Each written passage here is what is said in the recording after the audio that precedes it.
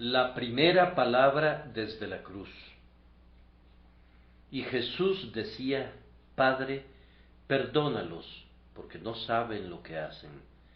Lucas 23:34. Nuestro Señor estaba soportando en aquel momento los primeros dolores de la crucifixión. Los verdugos acababan de meter entonces los clavos en sus manos y pies. Además, él debe de haber estado grandemente deprimido y reducido a una condición de extrema debilidad por la agonía de la noche en Getsemaní y por los azotes y las crueles burlas que había soportado de Caifás, de Pilato, de Herodes y de los guardias pretorianos a lo largo de toda aquella mañana. Sin embargo, ni la debilidad del pasado ni el dolor del presente impidieron que continuara en oración. El Cordero de Dios guardaba silencio con los hombres, mas no con Dios. Enmudeció como oveja delante de sus trasquiladores, y no tenía ni una palabra que decir en defensa propia ante hombre alguno, pero continúa clamando a su Padre en su corazón, y ni el dolor ni la debilidad pueden acallar sus santas suplicaciones. Amados, qué gran ejemplo nos presenta nuestro Señor en este punto. Hemos de continuar en oración en tanto que nuestro corazón palpite. Ningún exceso de sufrimiento debe apartarnos del trono de la gracia, sino que más bien debe acercarnos a él. Los cristianos han de orar en tanto vivan, pues sólo cuando oran, viven. Dejar de orar es renunciar a las consolaciones que nuestro caso requiere. En todas las perturbaciones del espíritu y opresiones del corazón, grandioso Dios, ayúdanos a seguir orando y que nuestras pisadas no se alejen nunca del propiciatorio, llevadas por la desesperación. Nuestro bendito Redentor perseveró en oración, aun cuando el hierro cruel desgarraba sus nervios sensibles y los repetidos golpes del martillo hacían trepidar todo su cuerpo con angustia. Y esta perseverancia se explica por el hecho de que tenía un hábito tan acendrado de orar que no podía dejar de hacerlo. Él había adquirido una poderosa velocidad de intercesión que le impedía detenerse. Esas largas noches en la fría ladera del monte, los muchos días que había pasado en soledad, esas perpetuas jaculatorias que solía elevar al cielo, todas esas cosas habían desarrollado en él un hábito tan arraigado que ni siquiera los más severos tormentos podían detener su fuerza. Sin embargo, era algo más que un hábito. Nuestro Señor fue bautizado en el espíritu de oración. Vivía en ese espíritu, y ese espíritu vivía en él. Había llegado a ser un elemento de su naturaleza. Él era como esa preciosa especia que al ser machacada no cesa de exhalar su perfume y que más bien lo produce con mucha mayor abundancia debido a los golpes del mazo, ya que su fragancia no es una cualidad externa y superficial, sino una virtud interior esencial a su naturaleza, que es extraída por los golpeteos sobre el mortero que hacen que revele su alma secreta de dulzura. Como produce su aroma un manojo de mirra, o como cantan los pájaros porque no pueden hacer otra cosa, así también ora Jesús. La oración cubría su propia alma como si fuera un manto, y su corazón salía vestido de esa manera. Yo repito que este debe ser nuestro ejemplo, y no debemos cesar de orar nunca, bajo ninguna circunstancia, por grande que sea la severidad de la tribulación, o por deprimente que sea la dificultad. Además, observen en la oración que estamos considerando que nuestro Señor permanece en el vigor de la fe en cuanto a su condición de hijo. La extrema prueba a la que se sometía ahora no podía impedir que se aferrara firmemente a su condición de hijo. Su oración comienza así: Padre. No fue algo desprovisto de significado que nos enseñara a decir cuando oramos, Padre nuestro, pues nuestro predominio en la oración dependerá en mucho de nuestra confianza en nuestra relación con Dios. Bajo el peso de grandes pérdidas y cruces, uno es propenso a pensar que Dios no está tratando con nosotros como un padre con su hijo, sino más bien como un juez severo con un criminal condenado. Pero el clamor de Cristo, cuando es conducido al extremo que nosotros nunca experimentaremos, no delata ninguna vacilación en el espíritu de su condición de hijo. Cuando el sudor sangriento caía raudamente sobre el suelo en Getsemaní, su clamor más amargo comenzó así: Padre mío, pidiendo que si fuera posible, la copa de hiel pasara de él. Argumentaba con el Padre como su Padre, tal como le llamó una y otra vez en aquella oscura y doliente noche. Aquí dice otra vez, en esta, la primera de las 7 palabras pronunciadas cuando expiraba: Padre. Oh, que el Espíritu que nos hace clamar Abba Padre no deje nunca sus operaciones, que nunca seamos conducidos a la servidumbre espiritual por la sugerencia, si eres hijo de Dios, o si el tentador nos asedia, que podamos triunfar como lo hizo Jesús en el páramo hambriento. Que el Espíritu que clama Abba Padre repela cada miedo incrédulo. Cuando somos disciplinados, como hemos de serlo, porque ¿qué hijo es aquel a quien el Padre no disciplina? Que podamos estar en una amorosa sujeción al Padre de nuestros espíritus y vivir, pero que nunca nos volvamos cautivos del espíritu de servidumbre, como para dudar del amor de nuestro clemente Padre o de nuestra porción en su adopción. Más notable, empero, es el hecho de que la oración de nuestro Señor a su Padre no pedía algo para sí mismo. Es cierto que en la cruz continuó orando por sí mismo y que su palabra de lamento, Dios mío, ¿por qué me has desamparado?, muestra la personalidad de su oración. Pero la primera de las 7 grandiosas palabras pronunciadas desde la cruz no tiene ni siquiera una escasa referencia indirecta a sí mismo. Dice: Padre, perdónalos. La petición es enteramente para otros, y aunque hay una alusión a las crueldades que estaban aplicándole, es, sin embargo, remota. Y ustedes observarán que no dice: yo los perdono. Eso se da por sentado. Pareciera perder de vista el hecho de que le estaban haciendo daño. En su mente está el mal que le estaban haciendo al Padre, el insulto que estaban lanzando al Padre en la persona del Hijo. No piensa en sí mismo para nada.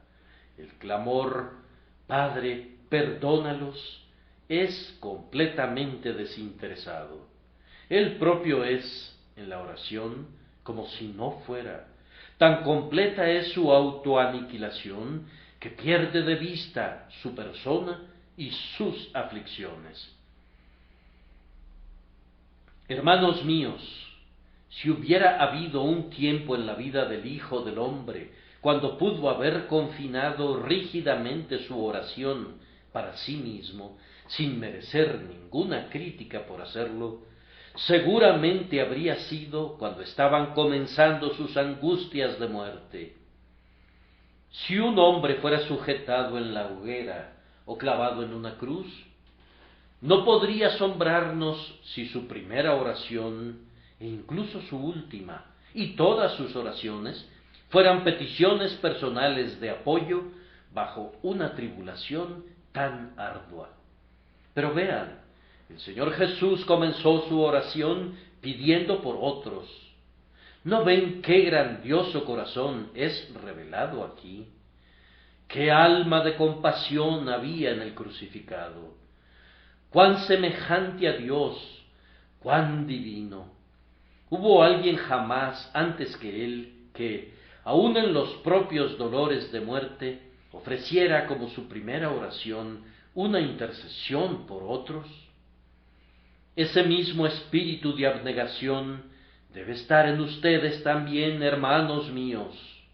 Que nadie mire por sus propias cosas, antes bien, todo hombre debe mirar por las cosas de los demás. Amen a sus semejantes como a ustedes mismos, y como Cristo ha puesto ante ustedes este excelente modelo de abnegación, procuren seguirle pisando sobre sus pasos. Sin embargo, hay una joya suprema en esta diadema de glorioso amor. El sol de justicia se oculta en el Calvario en un portentoso esplendor, pero en medio de los brillantes colores que glorifican su partida, hay uno en particular. La oración no era sólo por otros, sino que pedía por sus más crueles enemigos. Sus enemigos, dije, pero hay que considerar algo más. No era una oración por enemigos que le habían hecho un mal años antes, sino que era por quienes estaban allí, asesinándole en ese momento.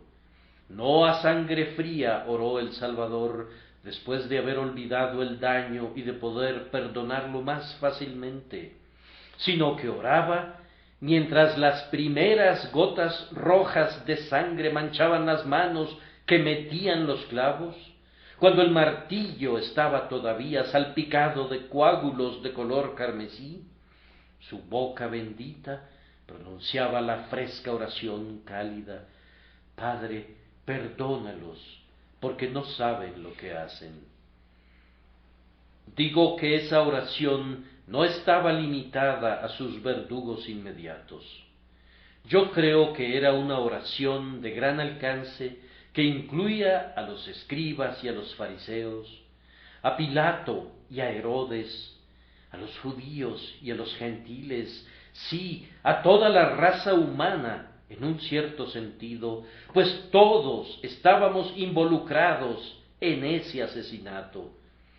Pero ciertamente las personas inmediatas sobre quienes fue pronunciada esa oración como precioso perfume de nardo eran aquellas que estaban allí en aquel momento cometiendo el acto brutal de clavarlo en el madero maldito. Cuán sublime es esta oración cuando es considerada bajo esa luz. Es única y está sobre un monte de gloria solitaria. Ninguna otra oración como esa había sido musitada antes. Es cierto que Abraham y Moisés y los profetas habían orado por los malvados, pero no por hombres perversos que habían perforado sus manos y pies. Es cierto que los cristianos han ofrecido esa misma oración desde aquel día, tal como Esteban clamó: no les tomes en cuenta este pecado. Y las últimas palabras de muchos mártires en la hoguera han sido palabras de piadosa intercesión por sus perseguidores. Pero ustedes saben dónde aprendieron esto. Mas déjenme preguntarles, ¿dónde lo aprendió él? ¿No fue Jesús el original divino? Él no lo aprendió en ninguna parte, brotó de su propia naturaleza semejante a Dios. Una compasión peculiar hacia sí mismo dictó la originalidad de esta oración, la íntima realeza de su amor, le sugirió una intercesión tan memorable que puede servirnos de modelo, pero de la cual no existía ningún modelo anteriormente. Pienso que sería mejor que me arrodillara en este momento delante de la cruz de mi Señor, en vez de estar parado en este púlpito dirigiéndome a ustedes. Quiero adorarle, quiero venerarle en el corazón por esa oración. Aunque no conociera nada más excepto esta oración, debo adorarle, pues esa súplica sin par, pidiendo misericordia, me convence de la deidad de quien la ofreció de manera sumamente contundente y llena mi corazón de reverente afecto. De esta manera les he presentado la primera oración vocal de nuestro Señor en la cruz. Ahora, con la ayuda del Espíritu Santo de Dios, voy a darle una aplicación. Primero, la veremos como una oración ilustrativa de la intercesión de nuestro Salvador. En segundo lugar, consideraremos el texto como instructivo para la obra de la Iglesia. En tercer lugar, la consideraremos como sugestiva para los inconversos. Primero, mis queridos hermanos, veamos este texto tan maravilloso como ilustrativo de la intercesión de nuestro Señor. Él oró entonces por sus enemigos y sigue orando por sus enemigos ahora. El pasado en la cruz fue la señal del presente en el trono. Está ahora en un lugar más encumbrado y en una condición más noble, pero su ocupación es la misma. Él continúa todavía delante del trono eterno, presentando súplicas a favor de los hombres culpables, clamando, Padre, perdónalos. Toda su intercesión es, en una medida, como la intercesión en el Calvario, y las palabras del Calvario pueden ayudarnos a adivinar el carácter de toda su intercesión en lo alto. El primer punto en que podemos ver el carácter de su intercesión es este, que es sumamente misericordia. Aquellos por quienes nuestro Señor oró, de acuerdo al texto, no merecían su oración. No habían hecho nada que pudiera motivar en él una bendición como recompensa por sus esfuerzos en su servicio. Por el contrario, eran personas sumamente indignas que habían conspirado para sentenciarlo a muerte. Lo habían crucificado y lo habían hecho injustificable y malignamente. Estaban incluso quitándole en aquel momento su vida inocente. Sus clientes eran personas que, muy lejos de ser meritorias, eran completamente indignas de un solo buen deseo del corazón del Salvador. Ellos ciertamente nunca le pidieron que orara por ellos. El último pensamiento de su mente era decirle, intercede por nosotros, moribundo Rey, ofrece peticiones a favor nuestro, Hijo de Dios. Me aventuraría a creer que la propia oración, cuando fue escuchada por ellos, fue ignorada o pasada por alto con despreciativa indiferencia, o tal vez fuera tomada como un tema de burla. Admito que pareciera demasiado severo para con la humanidad suponer que sea posible que semejante oración pudiera haber sido tema de risas burlonas, y, sin embargo, hubo otras cosas implementadas en torno a la cruz que fueron igualmente brutales, y entonces puedo imaginar que esto pudo haber sucedido también. Sin embargo, nuestro Salvador oró por personas que no merecían la oración y, por el contrario, merecían una maldición. Eran personas que no solicitaron la oración e incluso se burlaron de ella cuando la oyeron.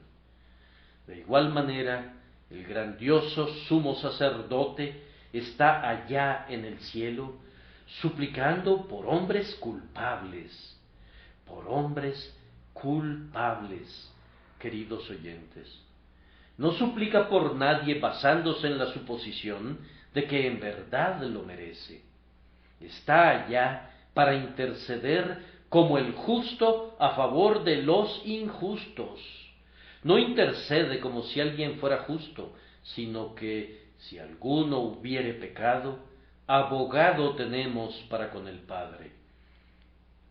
Recuerden también que nuestro grandioso intercesor suplica por aquellos que nunca le pidieron que intercediera por ellos. Sus elegidos son el objeto de sus intercesiones compasivas, estando todavía muertos en delitos y pecados, y mientras ellos se burlan incluso de su evangelio, su corazón de amor está implorando el favor del cielo para ellos. Vean entonces, amados, si tal es la verdad, cuán seguros están de tener éxito con Dios aquellos que le piden sinceramente al Señor Jesucristo que interceda por ellos. Algunos de ustedes, con muchas lágrimas y mucha vehemencia, han estado pidiéndole al Salvador que sea su abogado. ¿Acaso los rechazará? Es lógico pensar que pueda hacerlo. Él intercede por aquellos que rechazan sus súplicas. Con mucha más razón lo hará por ti, que las valoras más que el oro. Recuerda, mi querido oyente, que si no hay nada bueno en ti, y que hay todo lo concebible que es maligno y malo, nada de eso puede ser una barrera para impedir que Cristo ejerce el oficio de intercesor por ti. Él suplicará incluso por ti. Vamos, pon tu caso en sus manos, pues Él encontrará súplicas que tú no podrías descubrir por ti mismo, y presentará tu caso ante Dios, como lo hizo por sus asesinos. Padre, perdónalos. Una segunda cualidad de su intercesión es su espíritu cuidadoso. Lo notan en la oración: Padre, perdónalos, porque no saben lo que hacen. Por decirlo así, nuestro Salvador esculcó a sus enemigos para encontrar en ellos algo que pudiera ser argumentado en su favor. Pero no pudo ver nada hasta que sus ojos, sabiamente afectuosos, se posaron en su ignorancia. No saben lo que hacen. Cuán cuidadosamente inspeccionó las circunstancias y los caracteres de aquellos por quienes importunaba. Lo mismo hace ahora en el cielo. Cristo no es un abogado negligente para con su pueblo.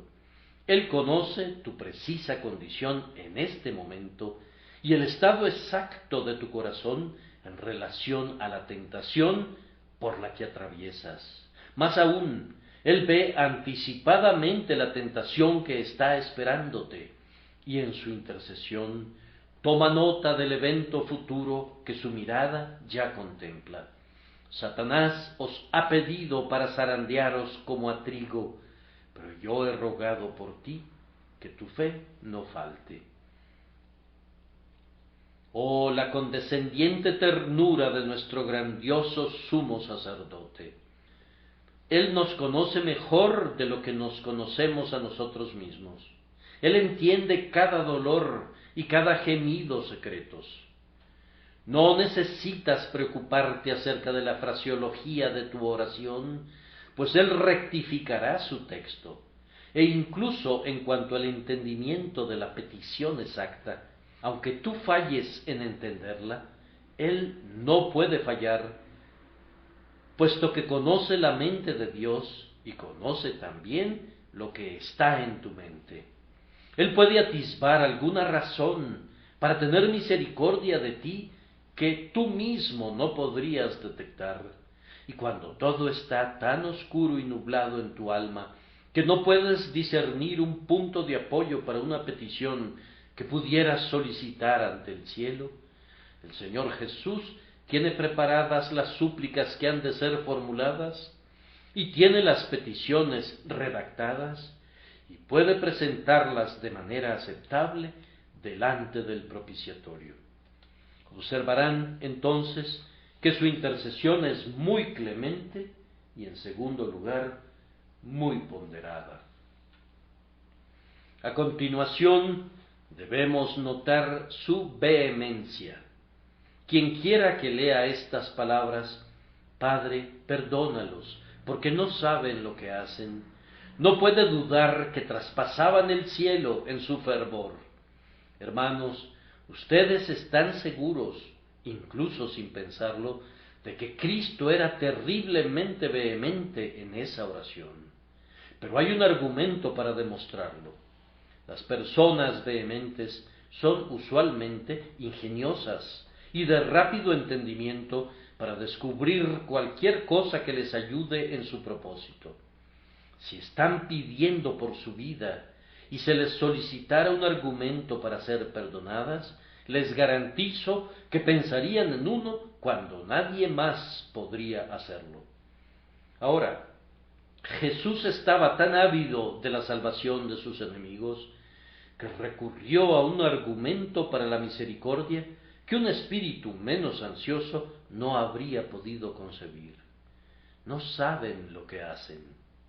Vamos, señores, eso fue, en la más estricta justicia, una escasa razón para la misericordia, y en verdad, la ignorancia de muchos que estaban al pie de la cruz era una ignorancia deliberada. Ellos deberían haber sabido que Él era el Señor de gloria. ¿Acaso no fue Moisés lo suficientemente claro? ¿Acaso Isaías no había sido muy valiente en su mensaje? ¿No eran los signos y señales tan claros que dudar de los argumentos de que Jesús es el Mesías era como dudar de cuál es el sol en el firmamento? Sin embargo, a pesar de todo eso, el Salvador, con maravillosa vehemencia y consiguiente destreza, convierte en un argumento lo que no habría podido ser un argumento y lo expresa así: Padre, perdónalos, porque no saben lo que hacen. Oh, entonces, cuán poderosos en su vehemencia son sus argumentos en el cielo. No supongan que su entendimiento es menos rápido allá, o que sus peticiones son menos intensas en la vehemencia. No, hermanos míos, el corazón de Cristo todavía labora arduamente con el Dios eterno. Él no es un intercesor adormecido, antes bien, por la causa de Sión, no calla y no descansa, ni descansará, hasta que salga como resplandor su justicia y su salvación se encienda como una antorcha. Es interesante notar, en cuarto lugar, que la oración allí ofrecida nos ayuda a juzgar su intercesión en el cielo en lo tocante a su persistencia, perseverancia y perpetuidad. Como comenté antes, si nuestro Salvador tuvo una oportunidad de hacer una pausa en su oración intercesora, ciertamente fue cuando lo clavaron al madero, cuando eran culpables de actos directos de violencia mortal contra su divina persona. Habría podido cesar entonces de presentar peticiones en favor de ellos. Pero el pecado no puede atar la lengua de nuestro amigo intercesor. Oh, cuánto consuelo hay aquí. Tú has pecado, creyente, tú has contristado al Espíritu, pero no has detenido a esa poderosa lengua que intercede por ti. Tú has sido infructuoso, tal vez, hermano mío, y como el árbol estéril, mereces ser derribado, pero tu falta de fertilidad no ha retirado al intercesor de su lugar. Él interviene en este momento, clamando: déjala todavía este año. Pecador, tú has provocado a Dios al rechazar por largo tiempo su misericordia y al ir de mal en peor, pero ni la blasfemia, ni la injusticia, ni la infidelidad habrán de detener al Cristo de Dios de litigar el caso del primerísimo de los pecadores. Él vive, y en tanto que vive, Él intercede. Y mientras haya un pecador en la tierra que deba ser salvado, habrá un intercesor en el cielo que argumente en favor de él. Estos son sólo fragmentos de pensamiento, pero les ayudarán a entender, espero, la intercesión de su grandioso sumo sacerdote. Además, piensen que esta oración de nuestro Señor en la tierra es semejante a su oración en el cielo en razón de su sabiduría. Él busca lo mejor y lo que sus clientes necesitan. Padre, perdónalos. Este fue un gran punto entre manos. Ellos necesitaban allí y entonces el perdón de Dios. Él no dice, Padre, ilumínalos, pues no saben lo que hacen, pues la simple iluminación no habría creado sino tortura de conciencia y habría acelerado su infierno. Pero clama, Padre, perdona, y al tiempo que usaba su voz, las preciosas gotas de sangre que estaban destilando entonces de las heridas de los clavos, estaban intercediendo también, y Dios oyó, y sin duda perdonó. La primera misericordia que es necesaria para los pecadores culpables es el perdón del pecado. Cristo ora sabiamente por la bendición más necesaria. Lo mismo sucede en el cielo. Él intercede sabia y prudentemente. Déjenlo tranquilo. Él sabe qué es lo que ha de pedir de la mano divina. Vete tú al propiciatorio y derrama allí tus deseos de la mejor manera que puedas, pero cuando hayas hecho eso, exprésalo siempre así. Oh mi Señor Jesús, no respondas a ningún deseo mío si no es acorde con tu juicio, y si en algo que he pedido he fallado en buscar lo que necesito, enmienda mi súplica, pues tú eres infinitamente más sabio que yo. Oh, es dulce tener un amigo en la corte que perfecciona nuestras peticiones antes de que lleguen al grandioso Rey. Yo creo que lo único que se le presenta a Dios ahora es una perfecta oración. Quiero decir que delante del grandioso Padre de todos nosotros, ninguna oración de su pueblo sube de manera imperfecta. No queda nada afuera, y no hay nada que deba ser borrado. Y esto no porque las oraciones suyas fueran perfectas en sí mismas originalmente, sino porque el mediador las hace perfectas por medio de su infinita sabiduría, y se elevan delante del propiciatorio moldeadas de acuerdo a la mente del propio Dios, y Él responderá con seguridad a esas oraciones. Además, esta memorable oración de nuestro Señor crucificado era semejante a su intercesión universal en el asunto de su predominio. Aquellos por quienes oró fueron, muchos de ellos, perdonados. Recuerdan que Él les dijo a sus discípulos, cuando les ordenó predicar, comiencen en Jerusalén, y en aquel día, cuando Pedro se puso en pie con los 11 y acusó al pueblo de que con manos impías habían crucificado e inmolado al Salvador, 3,000 personas que fueron así justamente acusadas de su crucifixión, se convirtieron en creyentes en Él y fueron bautizadas en su nombre. Esa fue una respuesta a la oración de Jesús. Los sacerdotes estaban en el fondo del asesinato de nuestro Señor, y ellos eran los más culpables, pero se dice que muchos de los sacerdotes obedecían a la fe. Aquí está otra respuesta a la oración. Puesto que todos los hombres participaron representativamente, gentiles así como judíos, en la muerte de Jesús, el Evangelio fue predicado pronto a los judíos y en un breve tiempo fue predicado también a los gentiles. No fue esta oración, Padre, perdónalos, como una piedra arrojada en un lago que forma primero un estrecho círculo y luego un anillo más amplio y pronto una esfera más grande hasta que todo el lago queda cubierto con olas en forma de círculos. Una oración como esta, arrojada en todo el mundo, creó primero un pequeño anillo de judíos y de sacerdotes convertidos, y luego un círculo más amplio de quienes estaban bajo la influencia romana, y hoy su circunferencia es tan amplia como el globo entero, de tal forma que decenas de miles son salvados por medio del predominio de esta precisa intercesión: Padre, perdónalos. Sucede exactamente así con Él en el cielo. Nunca intercede en vano. Con manos sangrantes tuvo éxito. Con pies clavados al madero fue victorioso. Desamparado por Dios y despreciado por el pueblo, triunfó en sus argumentos.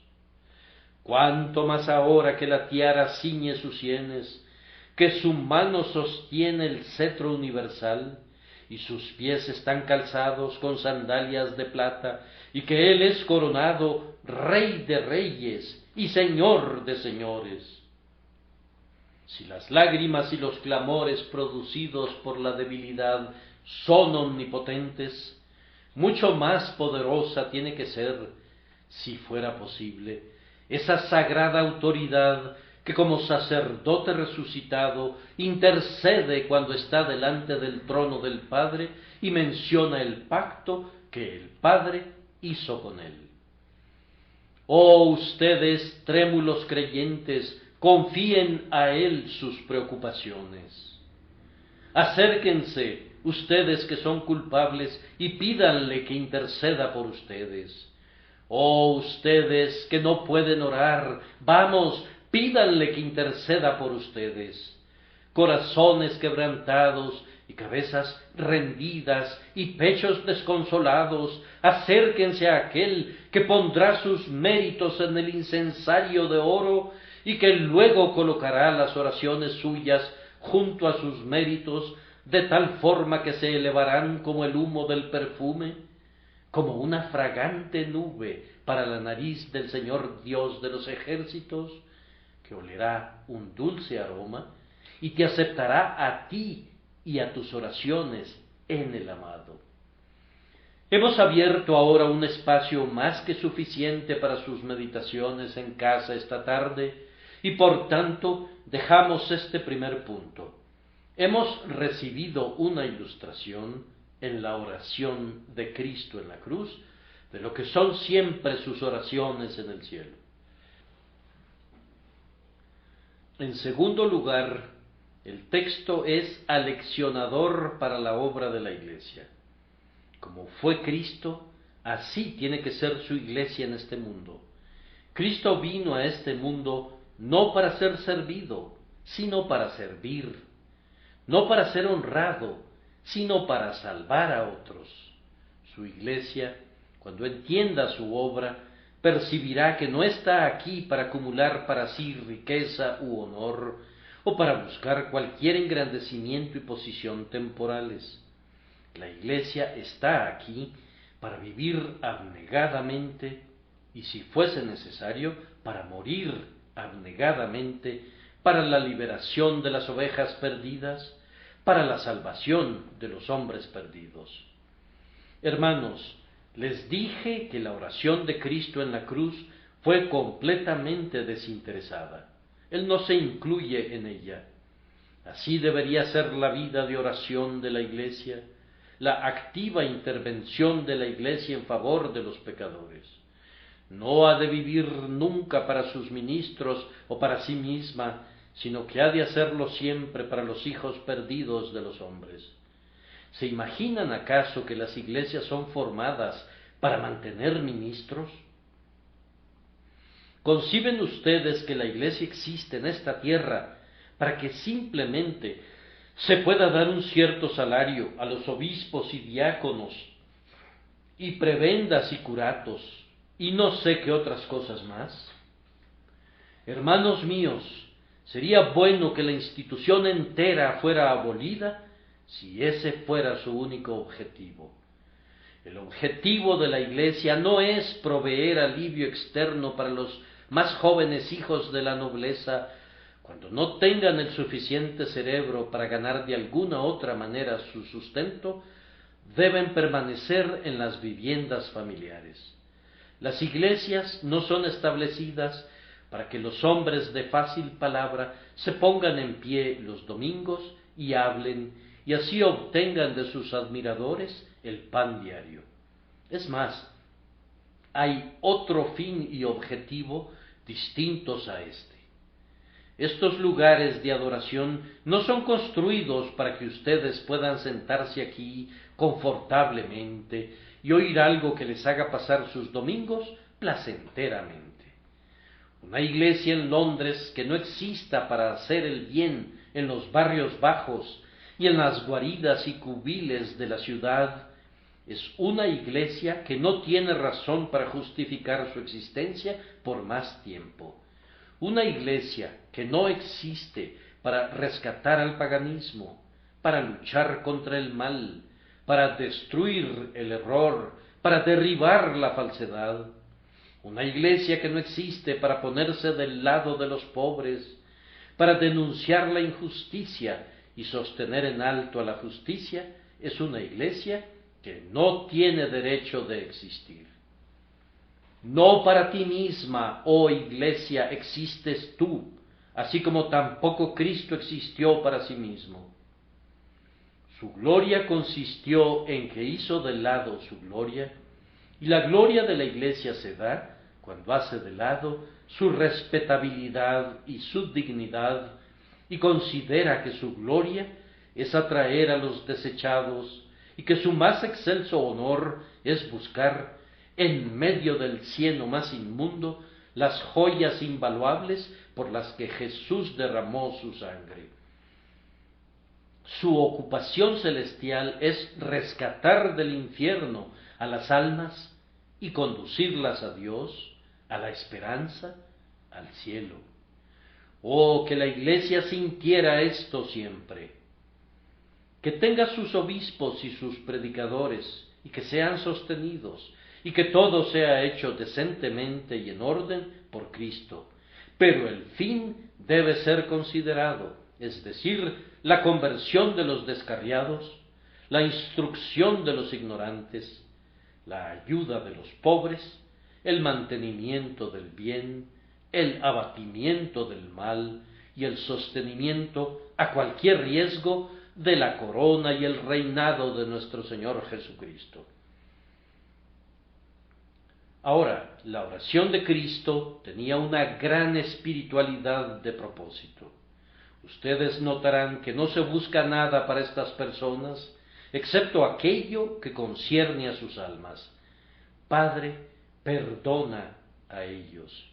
Y yo creo que la Iglesia haría bien en recordar que lucha no con carne ni sangre, ni con principados y potestades, sino con la maldad espiritual, y que lo que debe ofrecer no es la ley y el orden por los cuales los magistrados pueden ser respaldados, o las tiranías demolidas, sino el gobierno espiritual por el cual los corazones son conquistados para Cristo y los juicios son sometidos a su verdad.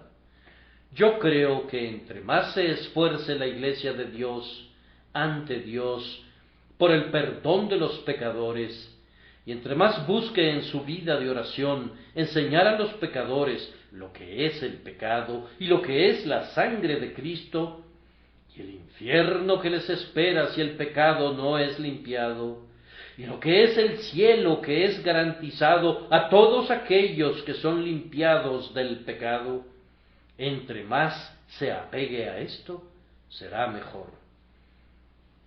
Prosigan como un solo hombre, hermanos míos, para asegurar la raíz del asunto en el perdón de los pecados. En cuanto a todos los males que afligen a la humanidad, cueste lo que cueste, participen en la lucha contra ellos. La temperancia ha de ser mantenida, la educación ha de ser apoyada, las reformas políticas y eclesiásticas han de ser llevadas adelante en la medida del tiempo y del esfuerzo disponibles. Pero la primera ocupación de cada cristiano y de cada cristiana está en los corazones y en las conciencias de los hombres en cuanto a su posición delante del Dios eterno. Oh, que nada los aparte de su divina encomienda de misericordia para almas imperecederas. Este debe ser su único negocio. Deben decirles a los pecadores que el pecado los condenará, que sólo Cristo puede quitar el pecado, y deben hacer de esto la única pasión de sus almas. Padre, perdónalos, perdónalos. Hazles saber cómo han de ser perdonados.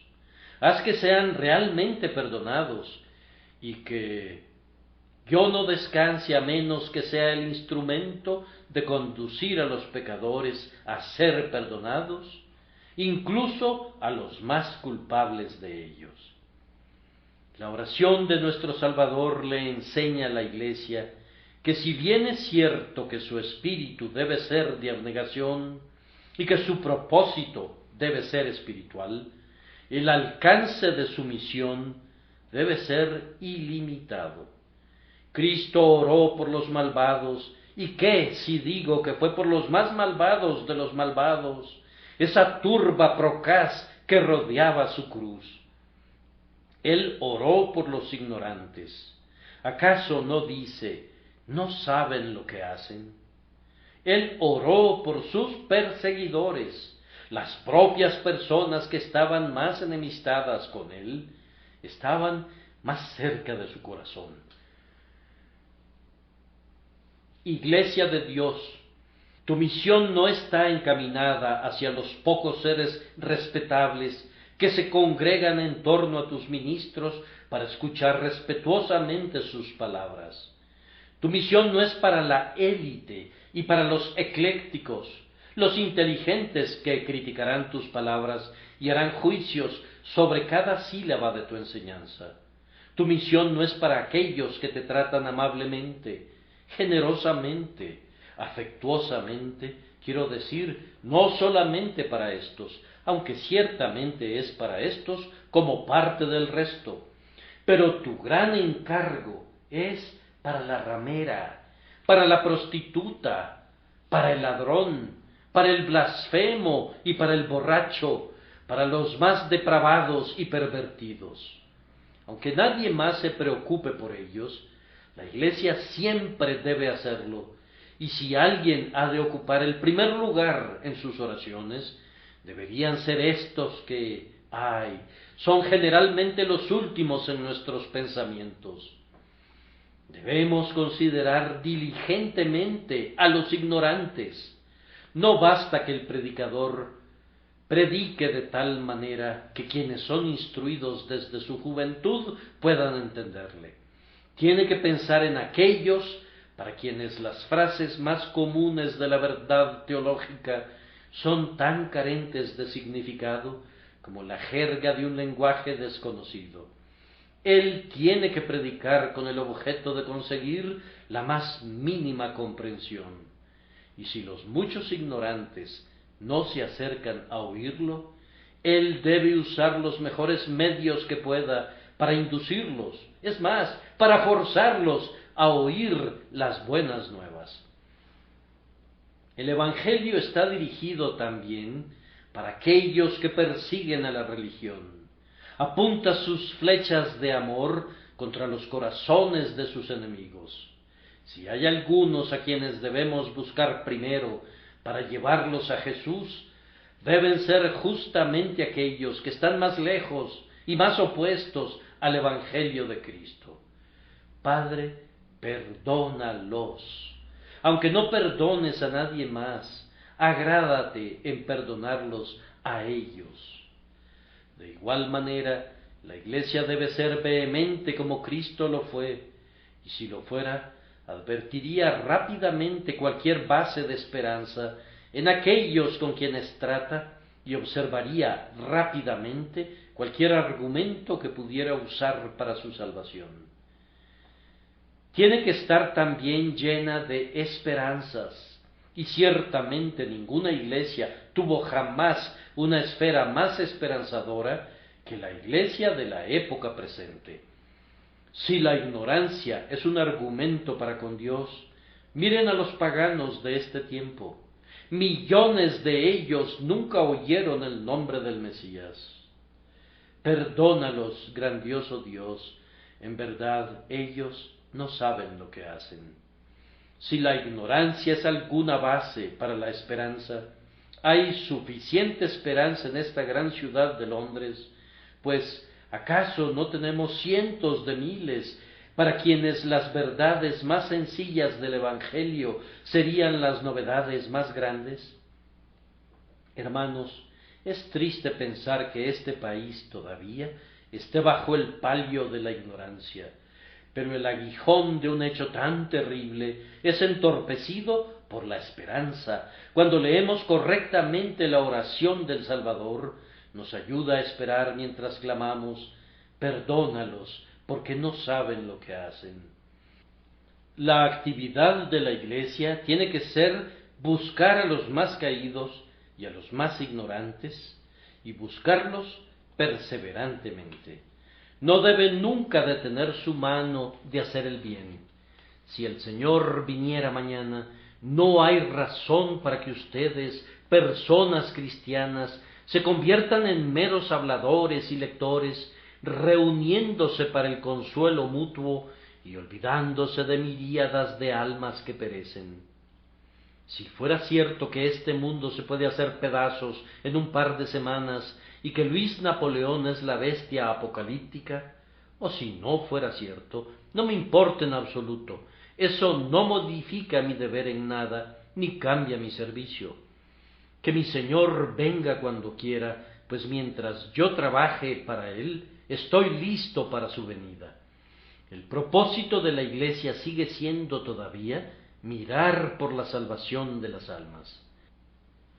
Si se quedara contemplando, como los profetas modernos quisieran que lo hiciera, si estuviera anuente a entregarse a interpretaciones especulativas, haría bien en temer la venida de su Señor. Pero si continúa haciendo su trabajo y con una labor agotadora busca las preciosas joyas de su Señor, no será avergonzada cuando venga el esposo. Mi tiempo ha sido demasiado breve para un tema tan vasto como el que he abordado, pero quisiera poder pronunciar unas palabras que fueran tan fuertes como el trueno, con un sentido y una vehemencia tan poderosos como el rayo.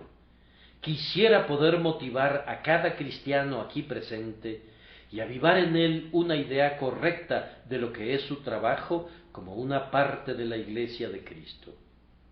Hermanos míos, no han de vivir para ustedes. La acumulación de dinero, la educación de sus hijos, la edificación de casas, la obtención de su pan diario, todo esto pueden hacerlo, pero tiene que haber un propósito más grande que este, si han de ser semejantes a Cristo, como deberían serlo, puesto que han sido comprados con la sangre de Jesús.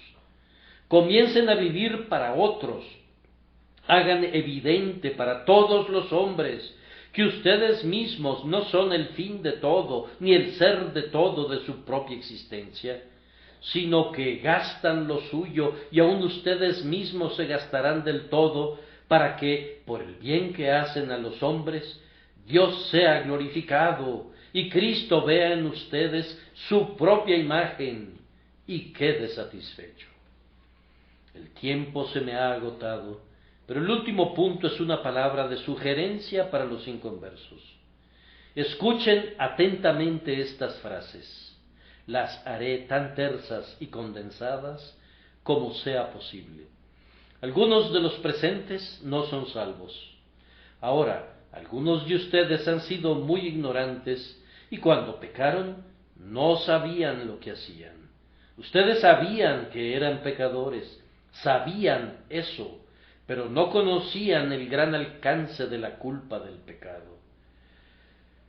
No han asistido a la casa de oración por largo tiempo, no han leído su Biblia, no tienen padres cristianos.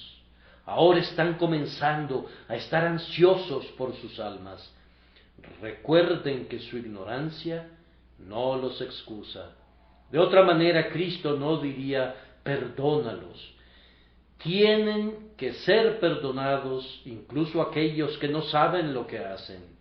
De ahí que sean individualmente culpables. Pero aún así, esa ignorancia suya les da justo un pequeño rayo de esperanza. Dios pasó por alto los tiempos de su ignorancia, pero ahora manda a todos los hombres en todo lugar que se arrepientan. Haced, pues, frutos dignos de arrepentimiento. El Dios a quien han olvidado ignorantemente está dispuesto a perdonar, listo a absolver. El Evangelio es justamente esto. Confíen en Jesucristo, que murió por los culpables, y serán salvos. Oh, que Dios los ayude a hacer esto esta misma mañana, y se convertirán en hombres nuevos y nuevas mujeres. Un cambio tendrá lugar en ustedes, igual a un nuevo nacimiento. Serán nuevas criaturas en Cristo Jesús. Pero, amigos míos, hay algunos presentes para quienes Cristo mismo no podría hacer esta oración, al menos en el sentido más amplio. Padre, perdónalos, pues no saben lo que hacen, pues ustedes saben lo que hacen, y cada sermón que oyen, y especialmente cada impresión que es grabada en su entendimiento y en su conciencia por el Evangelio, aumenta su responsabilidad y les suprime la excusa de no saber lo que hacen. Señores, ustedes saben que está el mundo y está Cristo, y que no pueden tener ambos. Ustedes saben que está el pecado y está Dios, y que no pueden servir a ambos. Ustedes saben que están el placer del mal y los placeres del cielo, y que no pueden tener a los dos. A la luz que Dios les ha dado, que se una su espíritu también y les ayude a escoger aquello que la verdadera sabiduría los induciría a escoger. Decidan hoy por Dios, por Cristo, por el cielo. Que el Señor los conduzca a decidir eso por causa de su nombre. Amén.